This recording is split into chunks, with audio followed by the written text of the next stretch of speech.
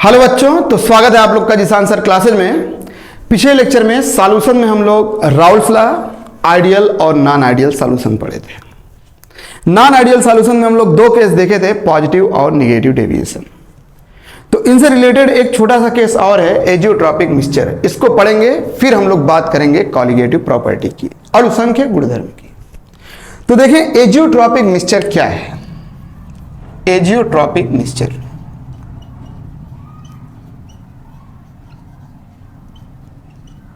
स्थिर क्वाथी मिश्रण, बहुत आसान समझिएगा।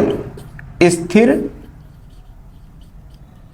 क्वाथी मिश्रण हिंदी में। अब यहां पे देखें स्थिर क्वाथी, स्थिर क्वथनांक वाले मिश्रण ही स्थिर क्वाथी मिश्रण कहलाते हैं। या फिर हम लोग बोल सकते हैं दो द्रवों का मिश्रण जो एक निश्चित क्वथनांक पर उबलते हों, स्थिर क्वाथी मिश्रण कहलाते हैं। दो द्रवों का कोई मिश्रण हो और उनका क्वथनांक समान हो तो वो मिश्रण स्थिर क्वाथी मिश्रण कहलाएंगे। अब स्थिर क्वाथी मिश्रण को पढ़ने से पहले हम लोग बात कर लेते हैं क्वथनांक की, बॉइलिंग पॉइंट की। उसके बाद ये देखते हैं, इजी हो जाएगा ना बॉइलिंग पॉइंट। अब बॉइलिंग पॉइंट क्या है भैया? तो भैया ये पात्र है। अब इस पात्र में कोई द्रव है, समझिएगा। इस पात्र में ये कोई द्रव है। अब इस द्रव को हम गर्म करने गए, टेम्परेचर दे रहे हैं इसको। तो टेम्परेचर देने पे ये जो द्रव है ये वाष्प में परिवर्तित होने लगा, समझिएगा बॉइलिंग पॉइंट। तो जिस तापमान पर ये द्रव वाष्प में परिवर्तित होने लगा वही तापमान इस द्रव का बॉइलिंग पॉइंट कहलाता है। बॉइलिंग पॉइंट कहलाता है, क्वथनांक कहलाता है। समझ में आया? आसान भाषा में हम लोग कह सकते हैं वह ताप जिस पर किसी द्रव का वाष्प दाब वायुमंडलीय दाब के बराबर हो जाए, उस द्रव का क्वथनांक कहलाता है। क्वथनांक क्लियर हुआ ना? तो अब आए देखें, स्थिर क्वाथी मिश्रण की बात कर रहे थे हम लोग। जैसे मान लें ये एक ठो पात्र है और इसमें है शराब, एथिल अल्कोहल शराब। इसका जो boiling point near about 78 degree, इसको हम गर्म करने गए। तो ये कब वाष्प में कन्वर्ट होएगा? जब टेम्परेचर कितना हो जाए 78 डिग्री, तब ये वाष्प में परिवर्तित होएगा। क्लियर बात? वहां पे देख रहे हैं ना, तब ये वाष्प में परिवर्तित होएगा। अब वहीं पे लेते हैं हम जल को, जल को लेते हैं, ये जल है। अब जल का क्वथनांक तो जानते हैं 100 डिग्री। तो कहने का अर्थ ये हुआ कि जब हम लोग जल को 100 डिग्री टेम्परेचर पे गर्म करेंगे तब ये वाष्प में कन्वर्ट होएगा। वह ताप जिस पर द्रव का वाष्प दाब वायुमंडलीय दाब के बराबर हो जाए, उस द्रव का क्वथनांक कहलाता है। समझ में आया? अब आए पैक बनाते हैं। जहर है यार, समझ रहे हो, दूर रहना, जहर है। अब जैसे मान लें ये पात्र है और इसमें खतरे वाली बात कौन रहेगी भैया? रेड कलर, ये शराब है। और ये तो आप लोग जानते हैं ब्लू है पानी पानी, ब्लू है पानी पानी, ये तो जानते हैं आप लोग ना। अब ये दो द्रवों का मिश्रण हो गया, दो द्रवों का मिश्रण हो गया। हम कह दिए इनका मिश्रण समान है, 50% एथिल अल्कोहल और 50% वाटर। इसमें ये दो द्रवों का मिश्रण है। अब इसको हम लोग गर्म करने गए। देखिए यहां पे क्या था, अलग अलग थे, हम लोग आसानी से कर गए। यहां पे दो द्रवों का मिश्रण है, शराब और पानी का। जब इसको हम लोग गर्म करने जाएंगे तो मान लीजिए टेम्परेचर हम रख दिए 78 डिग्री। टेम्परेचर की है। जब टेम्परेचर 78 डिग्री पे जाएगा तो कौन वाष्पित होगा इसमें से? इसमें से पानी वाष्पित होएगा या फिर शराब? बोले तो एल्कोहल। तो 78 डिग्री किसका बॉइलिंग पॉइंट है? एल्कोहल का। तो इसमें से वाष्पित कौन होगा? सिर्फ शराब, सिर्फ एल्कोहल वाष्पित होगा, पानी वाष्पित नहीं होगा। तो यहां पे हम लोग बोल सकते हैं, समझिएगा, यहां पे हम लोग बोल सकते हैं, जैसे मान लें एक ठो और केस यही बता देते हैं।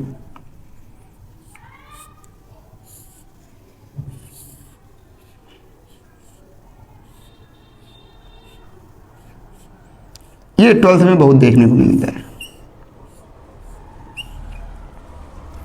इसको बोलते हैं भैया कंडेंसर।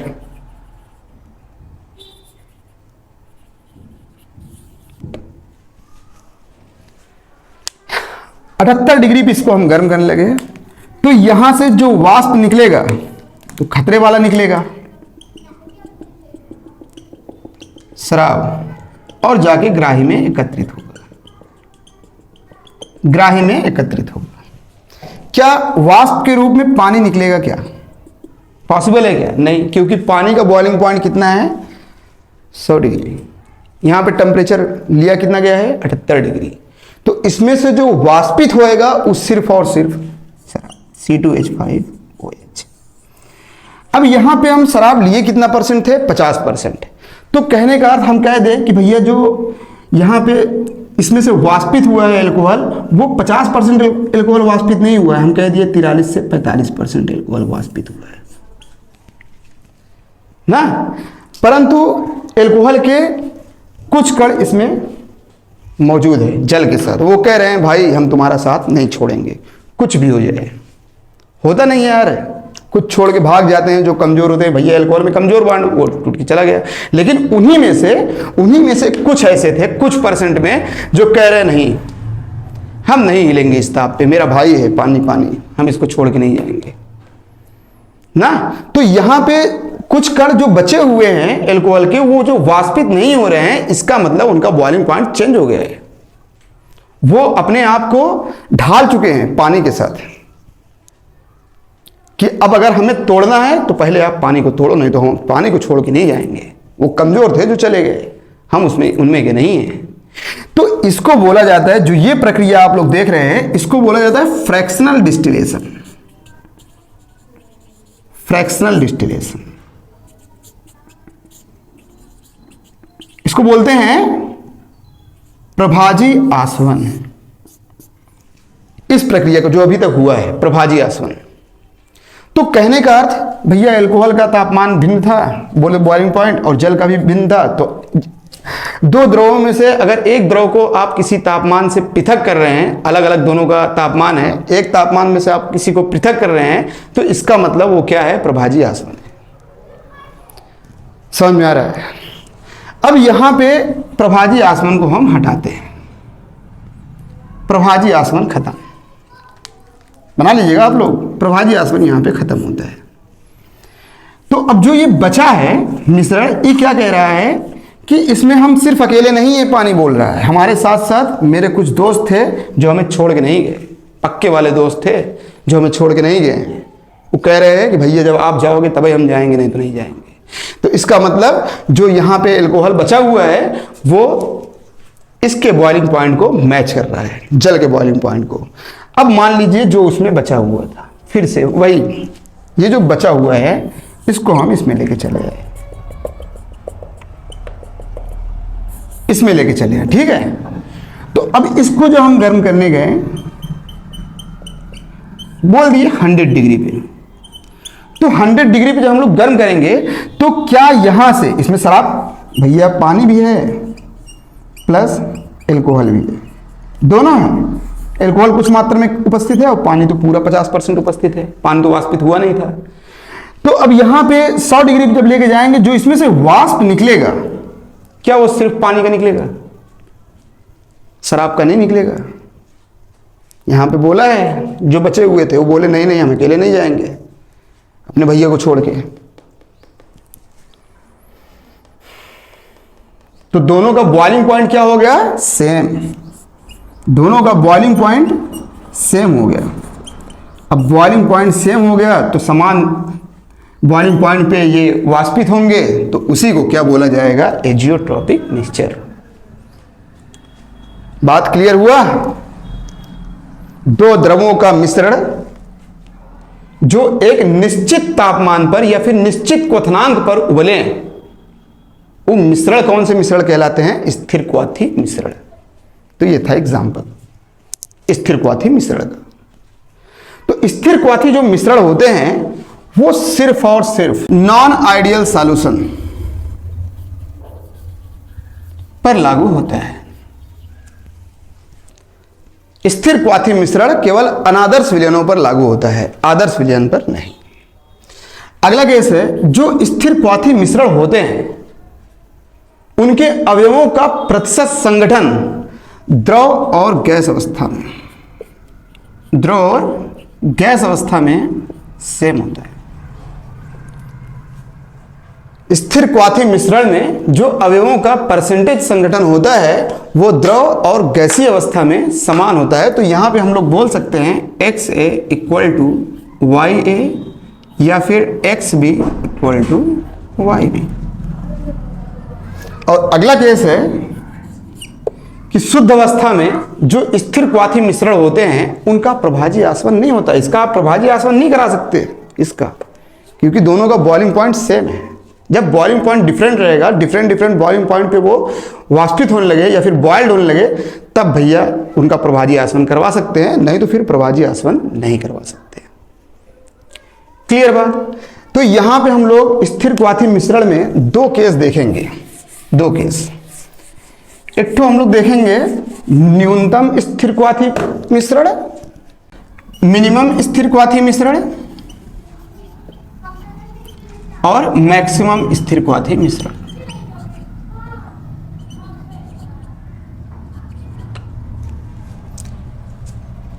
न्यूनतम क्वथनांक वाला स्थिर क्वाथी मिश्रण और अधिकतम क्वथनांक वाला स्थिर क्वाथी मिश्रण।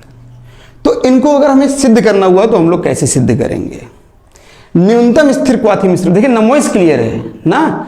तो विलयन जिसका क्वथनांक उनके अवयवों के क्वथनांक से कम हो, विलयन जिनका क्वथनांक उनके अवयवों के क्वथनांक से कम हो, न्यूनतम स्थिर क्वाथी मिश्रण कहलाते हैं। तो जो न्यूनतम स्थिर क्वाथी मिश्रण है वो राउल्ट के नियम से पॉजिटिव डेविएशन, धनात्मक विचलन प्रदर्शित करते हैं।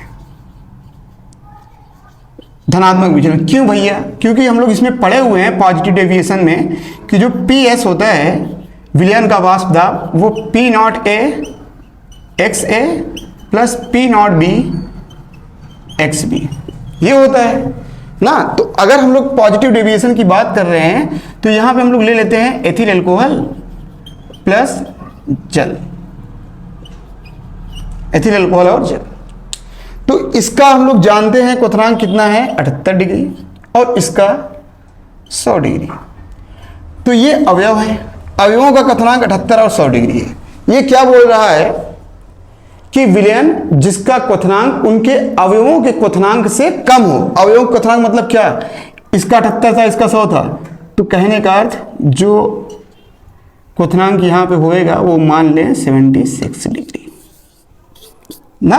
तो अगर बॉइलिंग पॉइंट ये है, बॉइलिंग पॉइंट अगर घटेगा तो भैया कॉमन बात है प्रेशर, वेपर प्रेशर क्या होएगा? बढ़ेगा, और वेपर प्रेशर बढ़ा तो ये पॉजिटिव डेविएशन ना। चेक कर लें, आप लोग करवाए हुए हैं। अब बात करते हैं मैक्सिमम एजियोट्रॉपिक मिक्सचर का। तो ये परिभाषित करने जाएंगे तो भैया विलयन का जो क्वथनांक होगा उनके अवयवों के क्वथनांक से अधिक।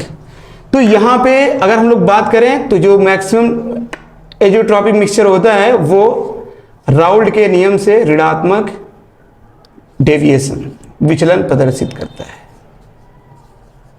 ना। अब बताएं, जैसे प्रेशर अगर ज्यादा होएगा, बोले तो बॉइलिंग पॉइंट अगर ज्यादा होएगा तो भैया प्रेशर कम होएगा। तो यहां पे हम लोग पढ़े हुए हैं PS P0A XA plus P0B XB negative deviation में ना। तो बताएं यहां पे एग्जांपल हम लोग क्या ले सकते हैं? बहुत सारे एग्जांपल लिए हुए थे, जरूरी नहीं है कि हाँ यही एग्जांपल पूछे। पॉजिटिव डेविएशन में हम लोग एग्जांपल क्या लिए थे भैया? उसमें एथिल अल्कोहल पायरीन और कार्बन डाइसल्फाइड, ये आपको मैक्सिमम केस में देखने को मिलेंगे।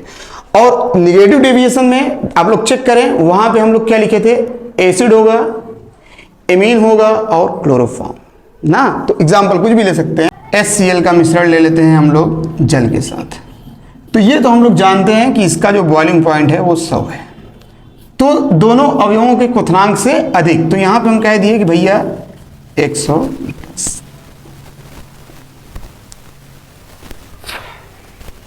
समझ में आया एजियोट्रॉपिक मिक्सचर। तो अब हम लोग बात करेंगे कॉलिगेटिव प्रॉपर्टी। देखें कॉलिगेटिव प्रॉपर्टी, अब हम लोग बात करेंगे कॉलिगेटिव प्रॉपर्टी की। अणुसंख्य गुणधर्म सॉल्यूशन का मोस्ट इंपॉर्टेंट पार्ट। देखिएगा इस बारी 2026 में नीट के पेपर में एक क्वेश्चन आपको न्यूनतम देखने को मिलेगा कॉलिगेटिव प्रॉपर्टी से। मैक्सिमम चांस है, मैक्सिमम चांस कि कॉलिगेटिव प्रॉपर्टी से आपको क्वेश्चन देखने को मिले। कॉलिगेटिव प्रॉपर्टी बहुत जबरदस्त पार्ट है, बोर्ड में भी एक क्वेश्चन यहां से बनता ही बनता है मैक्सिमम। मतलब अगर आप पिछले 10 साल तक जाएंगे पेपर चेक करने, तो उसमें आपको 8 बारी तो यहां से देखने को मिलेगा कॉलिगेटिव प्रॉपर्टी से क्वेश्चन ना, बोर्ड के लिए भी बहुत इंपॉर्टेंट। बाकी नीट में इस बार आएगा, इस बार आएगा कॉलिगेटिव प्रॉपर्टी से। इसको हिंदी में क्या बोलते हैं भैया, अणुसंख्य गुणधर्म। अणुसंख्य गुणधर्म जो केवल अणुओं की संख्या पर निर्भर करे, उनके नेचर पर नहीं, अणुसंख्य गुणधर्म कहलाता है आसान भाषा में। या फिर हम लोग कह सकते हैं कि भैया तनु विलयन, तनु विलयन का वह गुणधर्म जो केवल विलय के कणों की संख्या, विलय के कणों की संख्या, तो यहां पे कणों की संख्या, मोलों की संख्या, आयन की संख्या एक्सेट्रा पर निर्भर करता है, पर निर्भर करता है, परंतु उनके प्रकृति पर नहीं, उनके प्रकृति पर नहीं। अणुसंख्य गुणधर्म कहलाता है ना। तो अणुसंख्य गुणधर्म जो होता है कॉलिगेटिव प्रॉपर्टी, वो तन विलयनों के लिए होता है। तो तन विलयनों का वह गुणधर्म होता है जो विलय के कणों की संख्या, विलय के कणों की संख्या पर निर्भर करता है, उनके नेचर पे निर्भर नहीं करता कि उनका नेचर कैसा है। तो अगर इसको हम लोग सिद्ध करें, तो मान लीजिए कि भैया 2 ठो हम सॉल्यूशन लेते हैं, 2 ठो विलयन है, और इस विलयन में 1 मोल सुक्रोज उपस्थित है और इसमें 1 मोल यूरिया। विलायक को हम लोग जली मानते हैं, ये क्या हो जाएंगे, विलय ना। तो इसमें 1 मोल सुक्रोज उपस्थित है और इसमें 1 मोल यूरिया उपस्थित है। तो इसको तो हम आसानी से पी सकते हैं, भैया शरबत है। लेकिन गलती से अगर इस विलयन को हम पीने गए कि भैया 1 मोल सुक्रोज था, 1 मोल यूरिया, तो ये हमारे लिए खतरा, सत्य हो सकता है, सत्य, समझ रहे हैं ना। यूरिया जानलेवा है। इसका यूज कहाँ है, खेतों में, उनके उपजाऊ क्षमता को बढ़ाने में। इसका यूज भैया हम लोग को एनर्जी देता है। लेकिन अगर बात करें इसी के जस्ट उल्टा कि नहीं, हम तो इसको खेत में डालेंगे और इसको खुद लेंगे, तो नेचर तो दोनों का अलग अलग है ना, नेचर दोनों का अलग अलग है। परंतु देखें, ये 1 मोल उपस्थित है विलयन में, ये 1 मोल विलयन में उपस्थित है ना। तो कॉलिगेटिव प्रॉपर्टी को इसी से मतलब है, इसी से मतलब है। आप जिंदा हैं, आप मर रहे हैं, उससे उनको कोई मतलब नहीं है। वही होता है नेचर, प्रकृति, कैसा प्रकृति है उससे कोई मतलब नहीं है। बस विलय के कणों की संख्या या फिर मोलों की संख्या या फिर आयन की संख्या, ये सब कह सकते हैं, या फिर अणुओं की संख्या ना। यह है कॉलिगेटिव प्रॉपर्टी की परिभाषा। तो अब जो कॉलिगेटिव प्रॉपर्टी है, कॉलिगेटिव प्रॉपर्टी वो डायरेक्टली प्रोपोर्शनल होता है विलय के मोल के, मोल्स ऑफ सॉल्यूट, और डायरेक्टली प्रोपोर्शनल होता है विलय के कणों की संख्या के। डायरेक्टली प्रोपोर्शनल होता है विलय के अणुओं की संख्या के, अणुओं की संख्या के। अणु विद्युत अपघट्य, नॉन इलेक्ट्रोलाइट, नॉन इलेक्ट्रोलाइट आएगा। डायरेक्टली प्रोपोर्शनल होता है विलय के आयन की, आयन की संख्या के, ये इलेक्ट्रोलाइट।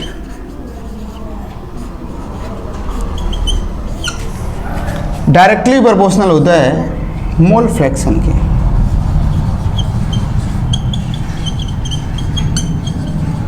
मोल फ्रैक्शन के, कॉलिगेटिव प्रॉपर्टी ना। तो जो कॉलिगेटिव प्रॉपर्टी है, कॉलिगेटिव प्रॉपर्टी के लिए शर्त, जो कंडीशन है वो क्या है? तो कंडीशन भैया सबसे पहले टन विलयन पर लागू होगा ना। अगर दूसरी बात कर दें हम लोग विलय और विलायक की, विलय और विलायक की बात कर दें तो विलय अवाष्पशील, अवाष्पशील। हम लोग विलय हर जगह पे देखें ए ही लिए तो ए ही लेंगे ना। और विलायक वाष्पशील, विलायक वाष्पशील। हम लोग विलायक क्या लिए? जो विलय है वो कैसा होता है भैया? ठोस। विलायक द्रव। तो हम लोग यहां पे बोल सकते हैं, पढ़े हुए हैं अभी,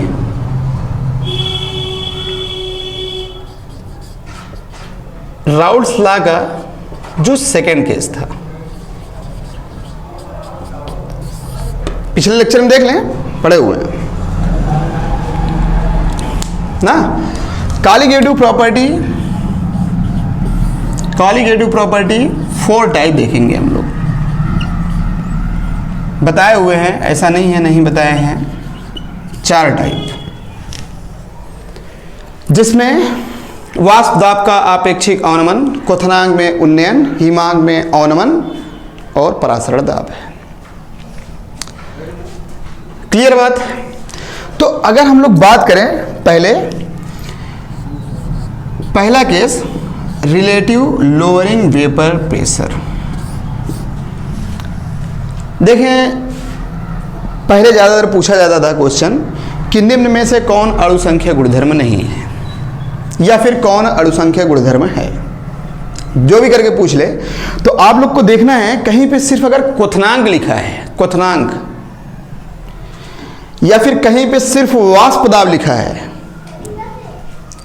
या फिर कहीं पे सिर्फ हिमांक लिखा हुआ है, तो उसका अर्थ ये नहीं है, उसका अर्थ ये नहीं है कि भैया वो कॉलिगेटिव प्रॉपर्टी है।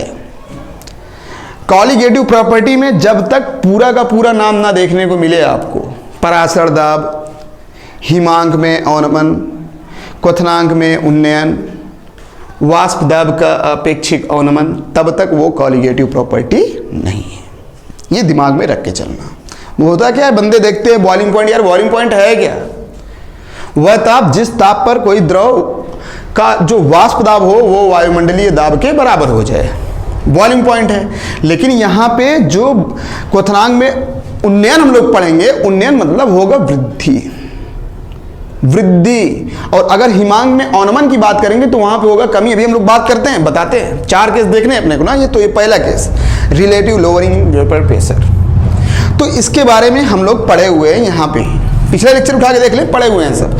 तो रिलेटिव लोअरिंग वेपर प्रेशर में क्या था वाष्प दाब के अपेक्षिक अनुमान में हम लोग ये केस पढ़े हुए थे कि भैया जो राउल्ट्स लॉ का सेकंड केस था वो ये था कि भैया हम लोग ये पढ़े थे फर्स्ट में P S equal to P naught A X A plus P naught B X B, जब ए और बी दोनों कैसे हों, वाष्पशील, बोलो तो दोनों द्रव।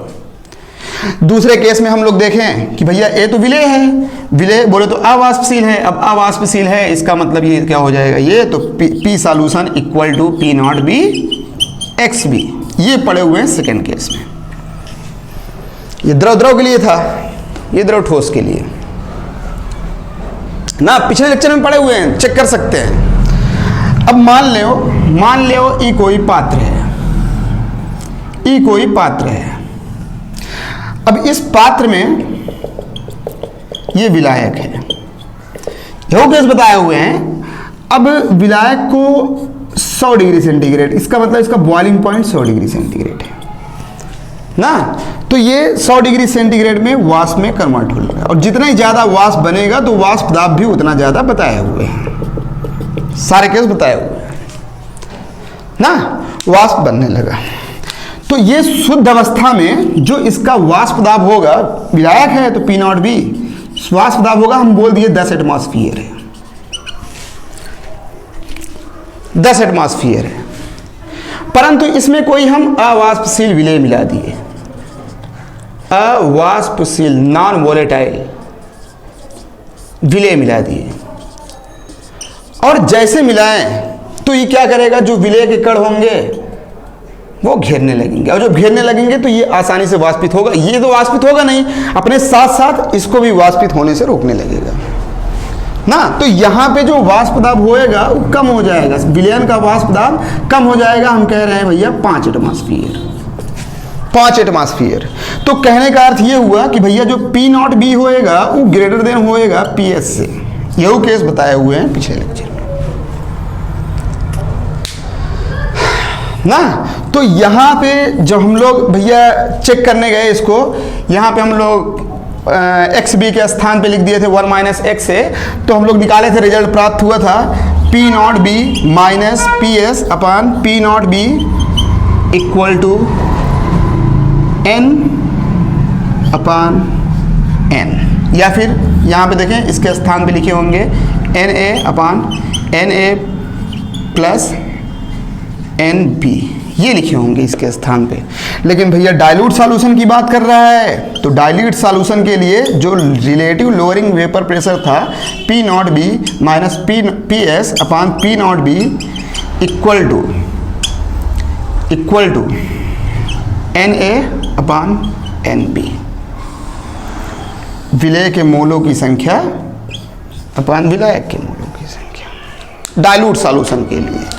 तो जो रिलेटिव लोअरिंग वेपर प्रेशर होता है, विलयन के वाष्प दाब का आपेक्षिक अनुमान विलेय के मोल प्रभाज के बराबर होता है। ये फार्मूला हम लोग पढ़े थे, ये वाला चेक कर सकते हैं आप लोग, रिलेटिव लोअरिंग प्रेशर बताए हुए हैं ना। तो कोई विलयन है, कोई विलायक है शुद्ध विलायक, अगर उसमें शुद्ध विलेय मिला दिया जाए तो विलायक का जो वाष्प दाब होगा वो पहले से कम हो जाता है। अब पहले से कम हो गया, पहले से कम होने पे उसका क्वथनांक भी क्या होगा, बढ़ जाएगा। जैसे हम लोग इसमें अवाष्पशील पदार्थ मिलाएं तो अवाष्पशील पदार्थ मिलाने के बाद जो इसका बॉइलिंग पॉइंट होएगा ना 100 था यहाँ पे, तो यहाँ पे कुछ ना कुछ बढ़ जाएगा।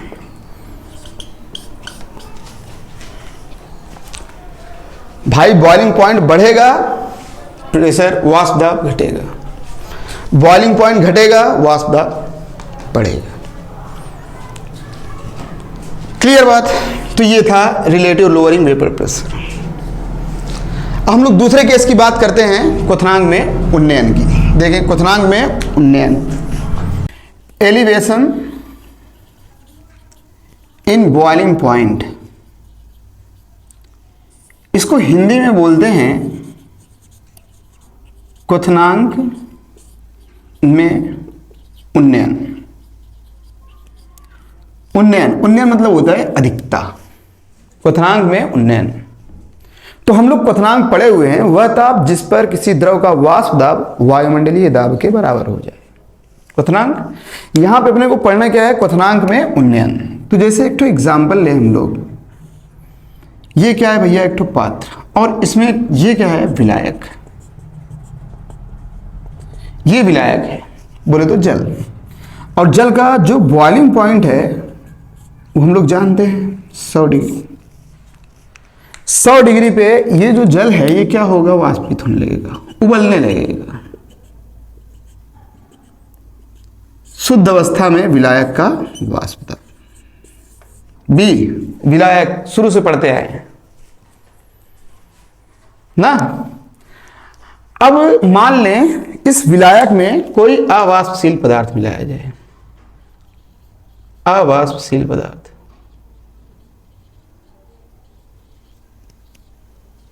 नॉन वोलेटाइल, विलेय या फिर पदार्थ जो भी लिख लें, अवाष्पशील पदार्थ मिलाया जाए तो इसका वाष्प दाब क्या होएगा, घट जाएगा। देखिए शुरू में क्या था, ये विलायक था, जैसे इसमें अवाष्पशील पदार्थ मिलाया ये क्या हो गया, विलयन, तो विलयन का वाष्प दाब।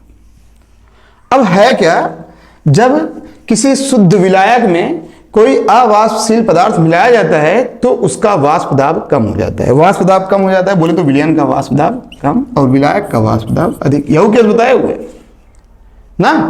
तथा क्वथनांक क्या होता है, बॉइलिंग पॉइंट बढ़ जाता है, विलयन का क्वथनांक बढ़ जाता है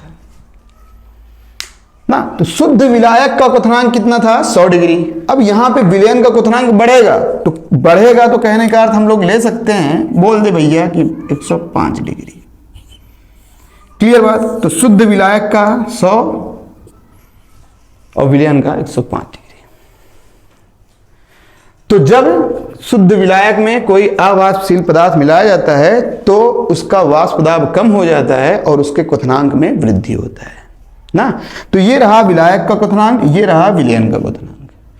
तो शुद्ध विलायक का क्वथनांक और जो विलयन का क्वथनांक बिंदु होता है उसी को बोला जाता है भैया क्वथनांक में उन्नयन, क्वथनांक में उन्नयन।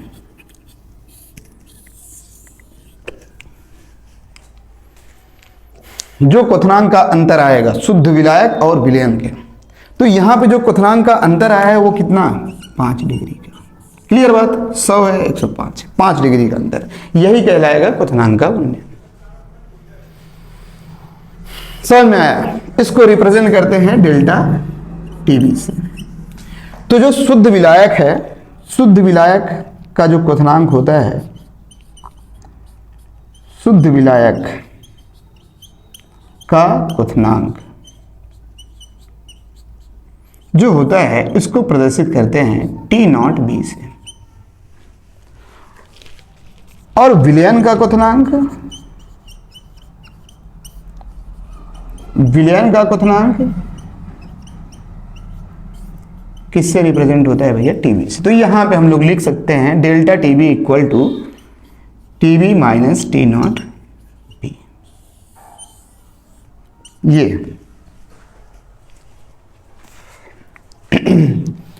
क्लियर, समझ में आया। क्वथनांक में उन्नयन, तो जो क्वथनांक में उन्नयन होता है बोले तो डेल्टा टीबी उस समानुपाती होता है वाष्प दाब में अनुमान के। हम लोग बोल सकते हैं delta P, P0 B minus PS ना। और डायरेक्टली प्रोपोर्शनल होता है विलेय के मोल प्रभाज के, विलेय के मोल प्रभाज के। कैपिटल है ना अपान स्मॉल है ना। तो यहां पे क्या जो डेल्टा टीबी है, delta TB directly proportional NA अपान NB। अब NA क्या है, विलेय के मोलों की संख्या, NB क्या है, विलायक के मोलों की संख्या। तो यहां पे हम लोग इसको ऐसे लिख सकते हैं कि भैया WA, स्मॉल WA विलेय का भार, विलेय का भार, और स्मॉल MA क्या हो जाएगा, विलेय का अणुभार। अरे है कि नहीं। ऐसे ही अगर हम लोग विलायक की बात करेंगे तो कैपिटल WP इक्वल टू विलायक का भार, विलायक का भार, और कैपिटल MB ये क्या, विलायक का अणुभार। विलायक का अणुभार। तो यहाँ पे हम लोग अगर समानुपाती हटाएंगे तो समानुपाती नियतांक जो है वो क्या, के Na/Nb, विलय के मोलों की संख्या अपान विलायक के मोलों की संख्या। तो यहाँ पे हम लोग क्या लिख सकते हैं कि भैया डेल्टा टीबी इक्वल टू के Na के स्थान पे स्मॉल WA MA अपान WB और MB, ये लिख सकते हैं। तो जो ये K है, K ही क्या है, उन्नयन स्थिरांक है, उन्नयन स्थिरांक या आणविक उन्नयन स्थिरांक, उन्नयन स्थिरांक। अब मान लें यहां पे जो M है ना, M विलायक का अणुभार, वो क्या होता है, नियत, विलायक का अणुभार नियत होता है। यदि विलेय का भार, विलेय का अणुभार और विलायक का भार सब क्या लिया जाए, एक, यदि WA MA और WB एक लिया जाए तो फिर क्या होगा, डेल्टा टीवी इक्वल टू के। लेकिन अगर इन दोनों को एक ले लें, अगला केस है कि अगर इन दोनों को एक ले लें और इसका भार 1000 ग्राम, तब जो अपने को रिजल्ट प्राप्त होएगा कि भैया डेल्टा टीबी इक्वल टू के, एक यहां भी एक यहां भी, यहां पे 1000, तो क्या हो जाएगा 1/1000। इसी को बोलते हैं K/1000 को ही बोलते हैं केबी। केबी बोले तो मोलल उन्नयन स्थिरांक, मोलल उन्नयन स्थिरांक केबी को, या उसको बोला जाता है इब्यूलोस्कोपिक कांस्टेंट, इब्यूलोस्कोपिक कांस्टेंट।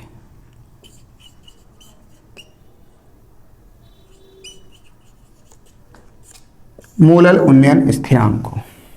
तो यहां पे हम लोग क्या लिख सकते हैं कि भैया डेल्टा टीबी इक्वल टू केबी। अब जो डेल्टा टीबी होता है, डेल्टा टीबी मोलल उन्नयन स्थिरांक, इस समानुपाती होता है मोललता के। तो यहां पे हम लोग क्या लिख सकते हैं कि भैया delta TB equal to KB into molality. Molality ये क्या है, मोलैलिटी है, मोलैलिटी। अब मोलैलिटी हम लोग जानते हैं, मोलैलिटी बराबर क्या होता है, विलेय के मोलों की संख्या अपान विलायक का भार, विलायक का भार। हम लोग इसको कैपिटल लिख सकते थे, कैपिटल W, विलायक का भार किसमें, किलोग्राम में ना। तो विलेय के मोलों की संख्या, यहां पे हम लोग क्या लिख सकते हैं, मोल के स्थान पे भार बटे अणुभार, विलेय के मोलों की बात कर रहा है, विलेय का भार बटे विलेय का अणुभार। तो क्या हो जाएगा, delta TB equal to KB into WA into 1000 upon MA into WB, विलायक का भार। ये तो ये रिजल्ट प्राप्त हुआ अपने को। तो इसमें देखें ये WA अपान MA 1000 अपान कैपिटल WB, विलेय के मोलों की संख्या और अपान विलायक का भार किलोग्राम में। ये मोलैलिटी, मोलैलिटी बोले तो ये फार्मूले क्लियर रखिएगा, क्वेश्चन करने रहेंगे अपने को। तो अब हम लोग बात करते हैं हिमांक में अवनमन की, डिप्रेशन इन फ्रीजिंग पॉइंट। हिमांक में अवनमन देखें, डिप्रेशन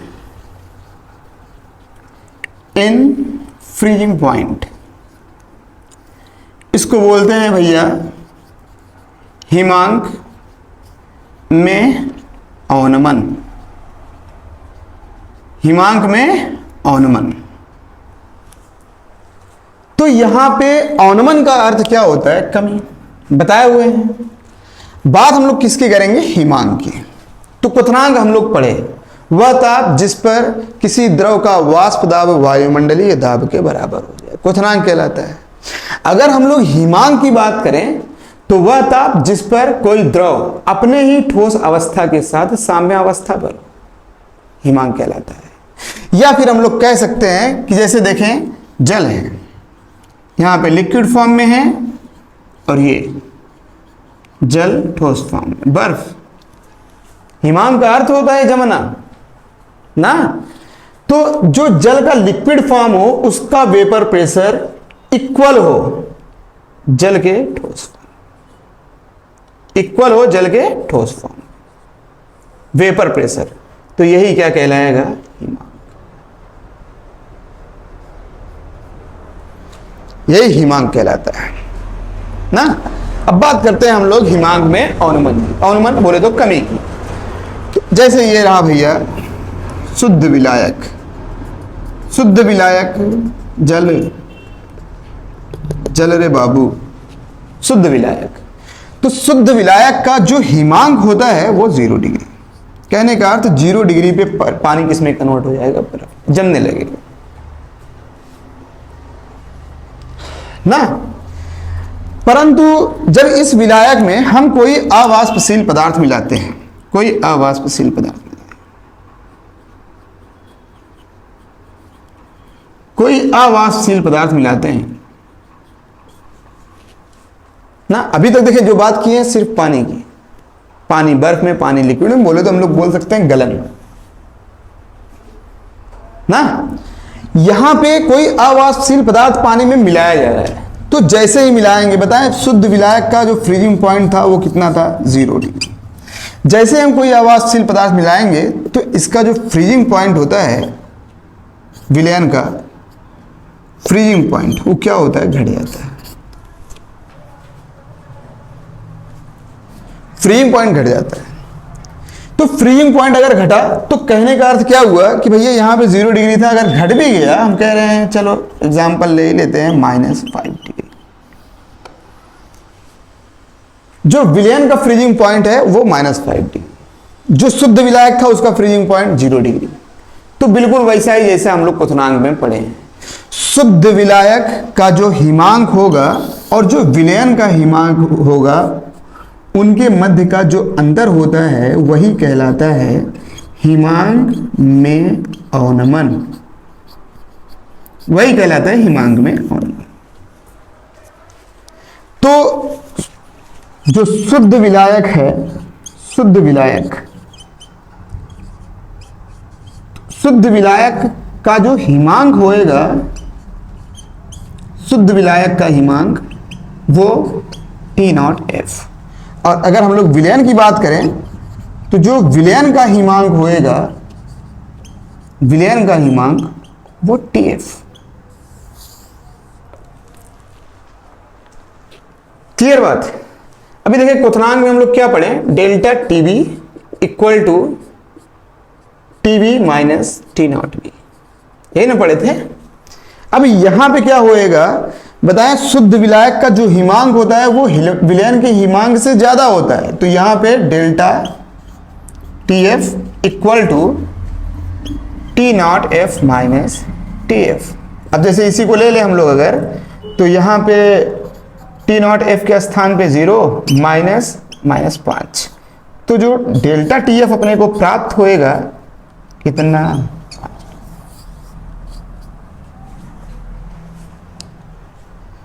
क्लियर बात?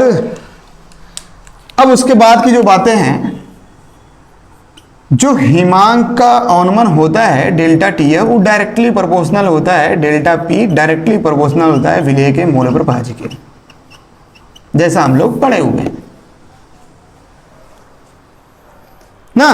तो यहां पे क्या हो जाएगा? Delta TF equal to KF into M। M यहां पे M से क्या अर्थ है भैया? मोलैरिटी। बिल्कुल वैसे ही है, मोलैरिटी। सिर्फ क्या होएगा कि केबी के स्थान पे क्या हो जाएगा, केएफ। यहां पे केएफ क्या है, वहां पे केएफ क्या था, केबी क्या था, मोलल उन्नयन स्थिरांक। यहां पे मोलल अवनमन स्थिरांक, मोलल अवनमन स्थिरांक, या इसको बोला जाता है क्रायोस्कोपिक कांस्टेंट, क्रायोस्कोपिक कांस्टेंट। ये हिमांक में अवनमन। तो हम लोग बात करेंगे परासरण दाब की। तो परासरण दाब अगले लेक्चर में देखेंगे। उसके बाद बहुत क्वेश्चन हम लोग करेंगे, मतलब कॉलिगेटिव प्रॉपर्टी से रिलेट करके। अभी हम लोग को ये भी पढ़ना है असामान्य अणुसंख्यक, एबनॉर्मल कॉलिगेटिव प्रॉपर्टी, जिसमें वांट ऑफ फैक्टर के बारे में पढ़ना है ना। तो ये यहाँ पे क्या बोलते हैं, हिमांक में अवनमन खत्म होता है। अगले लेक्चर में हम लोग परासरण दाब देख के फिर क्वेश्चन सॉल्व करेंगे, डिफरेंट टाइप के क्वेश्चन देखेंगे। आप लोग चैनल को शेयर एंड सब्सक्राइब करें।